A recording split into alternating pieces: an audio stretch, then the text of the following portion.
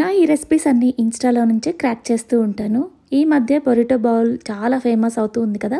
So నేను ఎందుకు try చేయకూడదని ఈరోజు ట్రై చేశాను. టేస్ట్ అయితే ఎక్సలెంట్గా వచ్చింది. ప్రిపరేషన్ కూడా క్విక్గా అయిపోతుంది. దీనికోసం ఒక ప్యాన్లో ఆలివ్ ఆయిల్ యాడ్ చేసుకొని అందులోనే oregano, chilli flakes, already cooked rice, నేనైతే ఇక్కడ బాస్మతి రైస్ యూస్ చేశాను. అది కూడా కొంచెం అలా వేయించుకొని పక్కకు తీసుకోవాలి. అదే ప్యాన్లో పన్నీర్ వేయించడానికి ట్రై చేశాను కానీ అంటుకుంటుందని మళ్ళీ నాన్ స్టిక్ ప్యాన్లో వేయించుతున్నాను.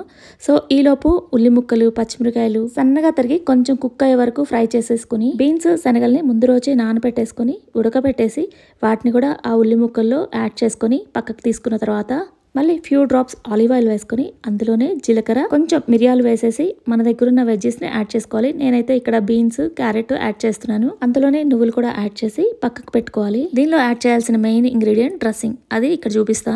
3 క్యూబ్స్ పన్నీర్, పెరుగు, ఒక 4 బాదం, పొట్టు తీసిన వెల్లుల్లి రెమ్మలు ఒక 3. కారం అయితే కొంచెమే యాడ్ చేస్తున్నా, ఎందుకంటే ఇందాక చిల్లీ ఫ్లేక్స్ కూడా యాడ్ చేసాం కదా వెజ్జెస్ లో. ఫైనల్ గా ఫ్యూ డ్రాప్స్ ఆలివ్ ఆయిల్ కూడా యాడ్ చేసుకుని ఫైన్ పేస్ట్ చేసుకోవాలి. కావాలంటే వాటర్ కూడా యాడ్ చేసుకోవచ్చు.